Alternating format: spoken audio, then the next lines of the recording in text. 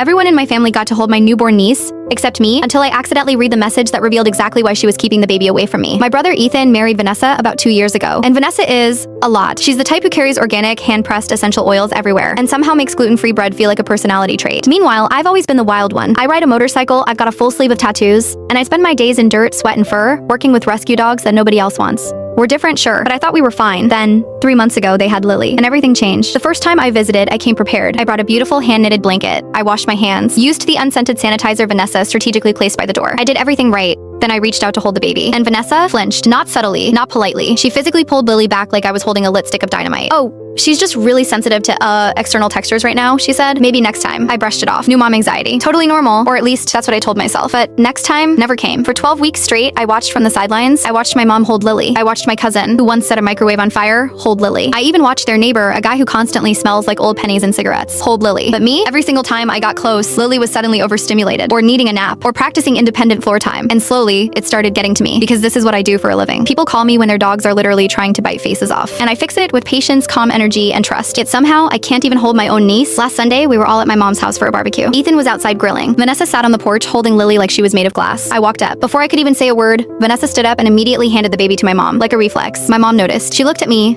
then at Vanessa, and gently said, "Honey, why don't you let her hold Lily? She's been dying too." She didn't even look at me. She just said quietly, "I don't think that's a good idea. You know how unpredictable things get around her. I have to protect my daughter's peace." Unpredictable? That word hit like a punch. I'm a licensed professional. I teach control and patience for a living, and this is how she sees me? A few minutes later, I followed her into the kitchen. I wasn't yelling, but my hands were shaking. "Vanessa," I said, "what is this? Do you think I'm going to drop her? Do you think I'm dirty? Just tell me why I'm the only one who's not allowed to touch that baby." She wouldn't look at me. She just started organizing juice boxes in the fridge like it was the most important task in the world. Then I saw her phone on the counter. A notification lit up. Group chat name, The Inner Circle. I shouldn't have looked, but I did, and I wish I hadn't. It was a message from Vanessa. She's here again, the one with the dogs. I keep making excuses because honestly, I don't want Lily picking up that masculine aggressive energy. I want her surrounded by soft feminine grace, not someone who spends her life in a kennel. I'm keeping her away until Lily is old enough to know better. I just stood there, reading it again and again. It wasn't about safety. It wasn't about hygiene. It wasn't even about the baby. It was about a vibe. To her, I wasn't family. I was a problem, a bad influence, a stain on her perfect curated life. I walked back outside, picked up my helmet. Ethan looked at me. He could tell something was wrong, but I didn't explain. I didn't argue. I didn't cause a scene.